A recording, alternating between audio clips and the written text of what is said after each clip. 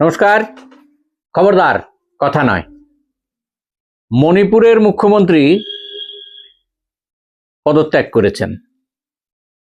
বিধানসভা ভাঙা হয়নি, যদিও সংবিধান বিশেষজ্ঞরা বলছেন যে এটা ঠিক না, বিধানসভা ভাঙাই হয়েছে। কিন্তু প্রোক্লেমেশনে যেটা বলা হচ্ছে, বিধানসভা এখনো অটুট রয়েছে। জানি না পদ্ধতিটা কি, তবে যাই হোক, আমরা দীর্ঘদিন ধরেই বলছিলাম যে এই মুখ্যমন্ত্রী তিনি সঠিকভাবে কাজ করতে পারছেন না, যার ফলে মণিপুর জ্বলছে। মণিপুরের আগুন এখনো নিভেছে এ কথা বলতে পারি না, পরিস্থিতি খুব জটিল। এই রাষ্ট্রপতি শাসন হয়ে যাওয়ার পরিপ্রেক্ষিতে মণিপুরের অবস্থা কি দাঁড়াতে পারে, এই নিয়েই আমরা প্রশ্ন রাখবো বলেছিলাম রাজ্যের প্রখ্যাত আইনজীবী শ্রী পুরুষোত্তম রায় বর্মনের কাছে। তিনি রাজি হয়েছেন, আমাদের কয়েক মিনিট সময় দিয়েছেন। পুরুষোত্তম দা, আমাদেরও একাধিকবার আপনি আমাদের সঙ্গে কথা বলেছেন মণিপুর সমস্যা নিয়ে, এবং মণিপুর রীতিমতো জ্বলছিল, এখনো সেই জ্বলন কমেনি। কিন্তু এই মুহূর্তে রাষ্ট্রপতি শাসন হয়েছে, এতে কতটা মণিপুরের অগ্রগতি হবে বা পরিস্থিতির অগ্রগতি হবে বলে মনে করছেন? মণিপুরের পরিস্থিতির জন্য দায়ী মণিপুরের বিজেপি সরকার এবং কেন্দ্রের বিজেপি সরকার। মণিপুরে স্বাধীন ভারতবর্ষের ইতিহাসের ক্ষেত্রে মণিপুরে যা ঘটেছে, যা ঘটছে, তার কোনো দ্বিতীয় নজির খুঁজে পাওয়া যাবে না। এবং মণিপুরের প্রতি প্রধানমন্ত্রী নরেন্দ্র মোদী যে আচরণ করেছেন, মণিপুরের সমস্যা নিয়ে তিনি যেভাবে উদাসীনতা দেখিয়েছেন, তারও নজির ভারতবর্ষে কেন পৃথিবীর ইতিহাসে কোথাও পাওয়া যায় বলে আমার অন্তত মনে হয় না। কারণ একটি অঙ্গরাজ্যে যেখানে গৃহযুদ্ধের পরিস্থিতি সৃষ্টি হয়েছে, যেখানে সাধারণ মানুষের বাড়িঘর সম্পত্তি জ্বলছে, মানুষকে মারা হচ্ছে, ভাতৃঘাতী হিংসা, ভয়ানক হিংসা, হিংসার লেলিহান শিখায়, লেলিহান আগুনে মণিপুরের পাহাড় উপত্যকা সমভাবে জ্বলছে, তখন আমাদের প্রধানমন্ত্রী একবারও মণিপুর নিয়ে কোনো শব্দ খরচ করেননি, মণিপুরে যাওয়ার প্রয়োজন বোধ করেননি। এবং মণিপুর ইস্যু নিয়ে পার্লামেন্টে আলোচনার দাবি করার অপরাধে 144 জনকে সাংসদকে বহিষ্কৃত করা হয়েছিল। এটাও বোধহয় পৃথিবীর ইতিহাসে নজিরবিহীন।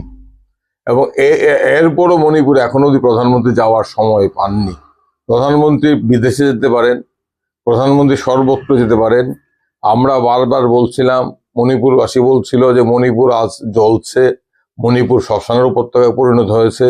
মণিপুরবাসীর মধ্যে আস্থা সৃষ্টি করতে, মণিপুরের স্বাভাবিক অবস্থা ফিরিয়ে আনতে আপনি ভারতবর্ষের প্রধানমন্ত্রী, আপনার উপস্থিতি মণিপুরে অত্যন্ত জরুরি। আপনি দয়া করে আপনার অতি ব্যস্ত সময় থেকে এই উত্তর পূর্ব ভারতের একটি রাজ্যের সাধারণ মানুষের জন্য একটু সময় বরাদ্দ করুন। আপনি হাওয়াই জাহাজে চড়ে অন্তত 1 ঘন্টা 2 ঘন্টার জন্য মণিপুরে আসুন, মণিপুরের মানুষকে আশ্বস্ত করুন যে পরিস্থিতি স্বাভাবিক করব, সরকার আছে আপনাদের পাশে। কিন্তু মণিপুরে তা করেননি। রাষ্ট্রপতি শাসন সেখানে অনেক আগেই দেওয়া উচিত ছিল, কারণ মণিপুরের যে মুখ্যমন্ত্রী বীরেন সিং, তিনি সরাসরি এই গোষ্ঠী হিংসায়, দুই গোষ্ঠীর মধ্যে হিংসায় তিনি একটি পক্ষ নিয়েছেন।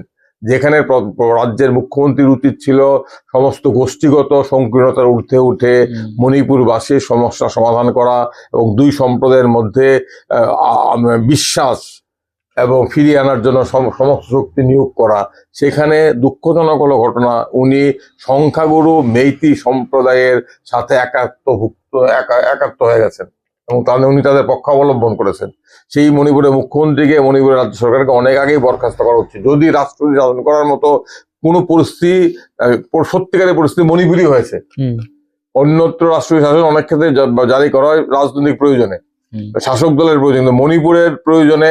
কারণ মণিপুরের সংবিধান ভেঙে পড়েছিল, complete breakdown of the constitutional order. সেখানে মণিপুরের 356 ধারা জারি করা 2 বছর আগেই প্রয়োজন ছিল, উনি করা হয়নি। বীরেন সিংকে জিয়ে রাখা হয়েছে, কারণ বীরেন সিং মণিপুরে যেটা করছে বিজেপি RSS এর ভাবাদর্শকে হাতে কলমে প্রয়োগ করার কাজটা করছে বলে অভিযোগ উঠেছে, ওনাকে স্মরণ হয়নি। প্রসঙ্গক্রমে একটা কথা আপনি যুক্ত করে দিই, যদি এটা একটু ব্যাখ্যা করে বলেন। এই বীরেন সিংকে পদত্যাগ করানোর পরেও কিন্তু চেষ্টা হয়েছিল নতুন মুখ্যমন্ত্রী করা। বীরেন সিং পদত্যাগ করেছেন কেন? কারণ বিজেপির মধ্যে বিজেপির দলের বিধায়করা বীরেন সিং এর বিরুদ্ধে, দলীয় চাপে না হলে বিজেপি টিকবে না, বিজেপির শাখা ভেঙে ছত্রখানা হয়ে যাবে।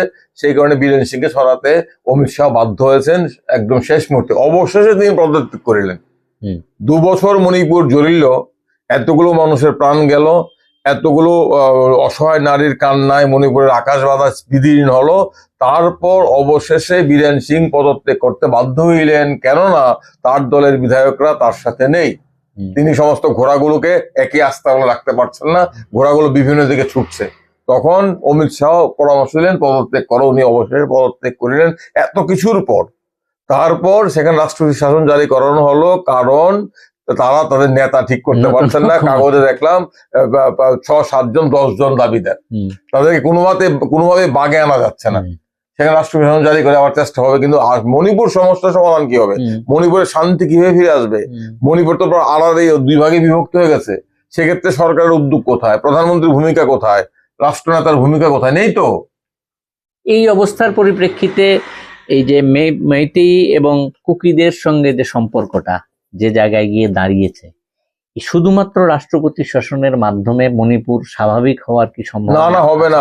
মণিপুর স্বাভাবিক হবে না। এই এক গভীর ক্ষত তৈরি হয়েছে, গভীর ক্ষত।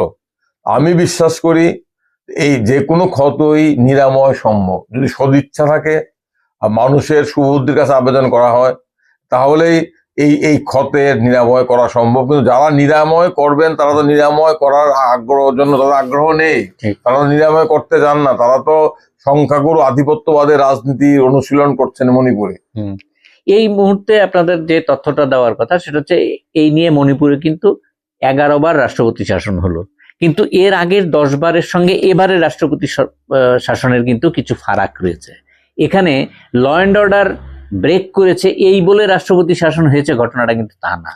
নিজেদের দলের মুখ্যমন্ত্রী তৈরি করতে না পেরে একটা সাংবিধানিক অচল অবস্থার সৃষ্টি হয়ে গিয়েছিল। তার পরিপ্রেক্ষিতেই সংবিধান অচল হয়ে যাওয়ার পরিপ্রেক্ষিতেই এখানে আপনি একটা ভুল কথা বললেন। Law and order break, law and order নেই মণিপুরে, থাকলে না ব্রেক করবে। মণিপুরে ল অ্যান্ড অর্ডার আছে নাকি? ল অ্যান্ড অর্ডার নেই মণিপুরে। মণিপুরে জঙ্গলের রাজত্ব, শাসনের রাজত্ব, যে অবস্থার সৃষ্টি হয়েছে এর জন্য দায়ী মণিপুর সরকার এবং কেন্দ্রীয় সরকার। একদম এই সংবিধানের 174 ধারা পুরোপুরি এখানে। ভারতবর্ষের সংবিধান মণিপুরে নেই, সংবিধানকে ছুটিতে পাঠিয়ে দেওয়া হয়েছে। আপনি একটা জায়গায় বললেন যে তারা অনেক চেষ্টা করেছেন যে রাষ্ট্রপতি আর মানে মুখ্যমন্ত্রী তৈরি, কাগজে বেরিয়েছে তো, কাগজগুলো তো খবর পড়ছে, সবগুলো কাগজ। মণিপুরের মতো অবস্থা না হলো, ভাস্ট মেজরিটি, মণিপুরও তো বিরাট মেজরিটি নিয়ে তারা এসেছিলেন, 37 জন তাদের ছিল। 37 জনের মধ্যে 20টা উপদল, এখানে আদর্শ নেই তো। 20টা উপদল, 20 জন নেতা, কিন্তু 1-2 জন করে প্রত্যেকে দাবি করছে প্রধানমন্ত্রী। কাকে কত টাকা দিয়ে ম্যানেজ করবে? কিন্তু একই ধরনের ঘটনা প্রায় 49 জনের মতো এমএলএ নিয়ে দিল্লিতেও তো মুখ্যমন্ত্রী তৈরি করতে পারলেন না, আজকে 7 দিন 8 দিন হয়ে গেল। এটা এইভাবে চলবে?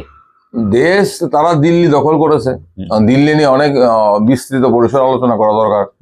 দিল্লিতে আপের পরাজয়ের পেছনে অনেকগুলো কারণ আছে, অনেকগুলো। আপ সরকারকে আপের যেমন ত্রুটি আছে, দুর্বলতা আছে, কিন্তু মণিপুর দিল্লিতে তো কেন্দ্রীয় সরকার বারবার হস্তক্ষেপ করে রাজ্য সরকার কাজ করতেই যায়, এটা অন্য প্রসঙ্গ। কিন্তু এখানে তো বিজেপি দলের আভ্যন্তরীণ কোন দলে তারা নেতা ঠিক করতে পারছে না। একদম এই জায়গায় দুটো জায়গাতেই এখন এই পরিস্থিতিতে দিল্লির কথাটা, আচ্ছা আপনি যেটা বললেন আলাদা কথা, আলাদা প্রসঙ্গক্রমে এনেছিলাম, বিজয়ের পেছনে আসলে কারণ কি, এগুলো নিয়ে আমরা পরবর্তী সময় আলোচনা করব। এখন এই জায়গায় সর্বশেষ যে বিষয়টা জানতে চাইছি মণিপুর সম্পর্কে, আপনি বললেন যে এখন এই সমস্যার সমাধান হবে না, তাহলে বিকল্প পথটা কি? বিকল্প পথ কঠিন, কারণ এমন অসুখ তৈরি করেছে বিজেপি আরএসএস এর ভুল নীতির ফলে, রাজ্য সরকারের ব্যর্থতার ফলে, এবং রাজ্য সরকার এমন ভাবে একটা পক্ষের সাথে যুক্ত হয়ে গেছে, সেখানে মানুষের মধ্যে আস্থা, সদ্ভাব, সম্প্রীতি ফিরিয়ে আনা কাজটা কঠিন, কিন্তু আনতে হবে। আমি বিশ্বাস করি সাধারণ মানুষের সুবুদ্ধির জয় হবে। মানুষের মধ্যে যে ঘৃণা বিদ্বেষ তৈরি করা হয়েছে, শত্রু পক্ষ হয়ে গেছে, এটা তো গৃহযুদ্ধ। শুধু আর্মি দিয়ে কি সম্ভব? না, আর্মি মানুষের বিশ্বাস অর্জন করতে হবে। এটা শুধু আর্মি দিয়ে হবে না, আইন শৃঙ্খলা রক্ষা করা দিয়েই সব হবে না। এটা আর্মি ছাড়াও গুডউইল গেস্টার দরকার, কুকিদের আত্মবিশ্বাস ফিরিয়ে আনতে হবে, তাদের মধ্যে ধারণা সৃষ্টি করতে হবে যে না তোমরাও ভারতবাসী, রাজনৈতিক পরিবেশ সৃষ্টি করতে হবে। মেইতিদের মধ্যে এটাও হুম। এই ধারণা তৈরি করতে হবে যে কুকি মেইতি বিরোধ নয়, হুম। মণিপুরের উন্নতির জন্য, মণিপুরের উন্নয়নের জন্য কুকি মেইতি দুই সম্প্রদায়ের যৌথ উদ্যোগ দরকার। হুম। এবং কুকিদের মধ্যে এটা যেমন ধারণা তৈরি না হয় যে মণিপুরটা মেইতিরাই, মেইতিরা যদি সংখ্যাগুরু তারাই সমস্ত কিছু আধিপত্য করবে, হুম। আধিপত্যকামী দৃষ্টিভঙ্গি ছাড়তে হবে। এটা কঠিন কাজ, কিন্তু কাজটা তো আমাদের করতে হবে। মণিপুরকে দিয়ে ছেড়ে দেওয়া যায় না। নিশ্চয়ই মণিপুরের মানুষ এই এই এই এই পঙ্কিলতা, এই নরক থেকে নিজেদের মুক্ত করবেন। শুধু রাষ্ট্রীয় শাসন দিয়ে হবে না, বিজেপিকে দিয়ে হবে না। আর প্রধানমন্ত্রী তো মণিপুর নিয়ে চিন্তাই নেই। এবং দুঃখজনক হলো সত্য, ভারতবর্ষের বৃহৎ বৃহৎ মিডিয়াগুলো মণিপুর নিয়ে কোনো তাদের ব্যস্ততা নেই। ঠিক। উত্তর পূর্ব ভারত যেন ভারতবর্ষ, উত্তর পূর্ব ভারতবর্ষের মানুষরা যেন সাধারণ মানুষই নন। আজকে যদি মণিপুর ভারতবর্ষের কোনো একটা কেন্দ্রে হতো, তাহলে সারা দেশের মিডিয়া মণিপুর নিয়ে যতটা ব্যস্ত থাকতো, আজকে যেহেতু মণিপুর উত্তর পূর্ব ভারতবর্ষের কোণে, মণিপুর নিয়ে কোনো মাথা ব্যথাই নেই মিডিয়ার। মণিপুর ইস্যুই নয় তাদের কাছে। এটা তো ঠিক। কারণ আমাদের অপরাধ, আমরা উত্তর পূর্ব ভারতবর্ষের মানুষ। একদম। আপনি শুধু মিডিয়া, কারণ মিডিয়া তো সব ব্যাপারেই দেখলাম অ্যালুফ হয়ে রয়েছে, কোনো ব্যাপারে খুব একটা গুরুত্ব দিচ্ছেন না। জোর করে অনেক ক্ষেত্রে এই সোশ্যাল মিডিয়ার মাধ্যমে কিছু কিছু তথ্য বেরিয়ে আসছে। পুরুষোত্তমদার সঙ্গে সহমত পোষণ করে বলি যে এই মুহূর্তে মণিপুরের যা অবস্থা, রাষ্ট্রপতি শাসন বা প্যারামিলিটারি ফোর্স বা আর্ম ফোর্সের মাধ্যমে এই রাজ্যের ব্যাপক সংস্কার হয়ে যাবে এবং এই শান্তি শৃঙ্খলা সব ফেরত চলে আসবে, সেটা ভাবার কোনো চিন্তা নেই। কারণ এইটা স্বাভাবিকভাবে এখানে রাজনৈতিক পরিবেশ ফেরত আনতে এবং মানুষের আস্থা অর্জন করতে। Dialogue between two sides is very much necessary. সেক্ষেত্রে নাগরিক সমাজকে উদ্যোগ নিতে হবে। একদম। আইন শৃঙ্খলা রক্ষার প্রশ্নে আরক্ষা বাহিনীর ভূমিকা আছে, এটা আমরা অস্বীকার করি না, কিন্তু শুধু আরক্ষা বাহিনীতে হবে না, এখানে ডায়লগ দরকার, সংলাপ দরকার একদম। দুই পক্ষের মধ্যে। মধ্যস্থর ভূমিকা নিতে হবে সরকারকে, দুই পক্ষের লেজিটিমেট কনসার্ন গুলোকে অ্যাড্রেস করে একটা সদিচ্ছার মহল তৈরি করতে হবে। ঠিক, যেটা 1980 সালে আমরা ত্রিপুরাতে দেখেছিলাম, 80 সালের দাঙ্গার ঠিক পরবর্তী সময় ডায়লগের মাধ্যমে আস্তে আস্তে আস্তে স্থিত অবস্থায় ফেরত চলে এসেছিল। একটা তথ্য দিয়ে শেষ করছি আজকের এই অনুষ্ঠান। 2023-এর 3 মের পরে সরকারি তথ্য হিসেবে 221 জন মারা গিয়েছেন।